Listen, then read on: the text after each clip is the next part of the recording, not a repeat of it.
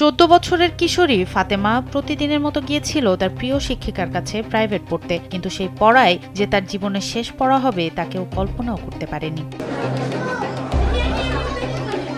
Coaching শেষ করে বাড়ি ফেরার কথা থাকলেও সে আর ফেরেনি। মেয়ে ফিরছে না দেখে চিন্তিত মাও ঘর থেকে বেরিয়েছিলেন তাকে খুঁজতে, কিন্তু এরপর মা ও মেয়ে দুজনই যেন রহস্যময়ভাবে মিলিয়ে গেলেন।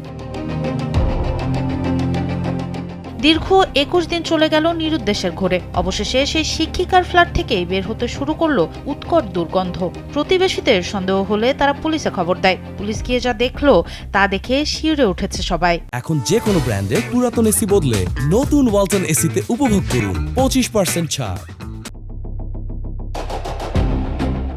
খাটের নিচে পড়েছিল মায়ের নিথর দেহ, আর বাথরুমের ফল ছাদের উপর লুকানো ছিল মেয়ের অর্ধগলিত লাশ। দীর্ঘদিন কোনো খোঁজ না পেয়ে পরিবার ও স্বজনরা যখন আশা হারাতে বসেছিল, তখনই সামনে আসে এই মর্মান্তিক ঘটনা। মেয়েকে আটকাইছে, হয়তো বা তার চেন নেওয়ার জন্য জোরাজুরি করছে, দেয় নাই। মাকে ফোন দিয়ে আনাইছে, তারা হয়তো বা কোনো জোরাজুরি করছে, এইগুলো মনে করেন যে সামান্য চেনের জন্য তাদের দুইজনের হত্যাকাণ্ডের শিকার। হৃদয় বিদারক এই ঘটনাটি ঘটেছে ঢাকার কেরানীগঞ্জের কালিন্দী ইউনিয়নের মুক্তিরবাগ এলাকায়।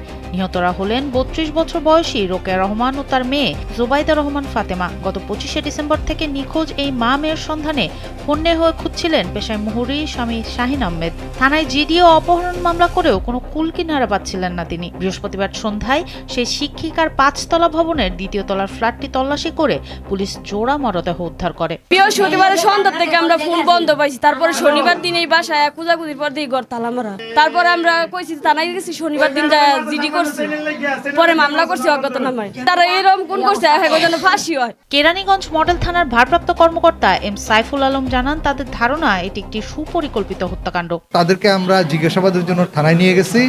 যে শিক্ষক যিনি, তিনি তার একটা বোন আছে, ওই মেয়েটার ক্লাসমেট, মেয়ের ক্লাসমেট, তার বোন বয়স 15 বছর, আরেকটা ছোট মেয়ে আছে, বোন আছে, তার বয়স 11 বছর, এবং ওই শিক্ষক মহিলা যিনি, ওনার হাজবেন্ড। এদের 4 জনকে আমরা থানায় জিজ্ঞাসাবাদের জন্য এখন নিয়ে গেছি।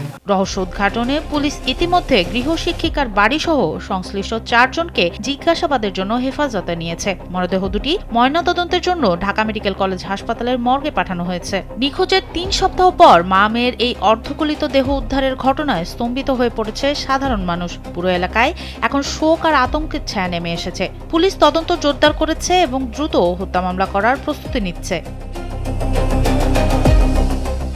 সনম সিদ্দিকী, কালবেলা।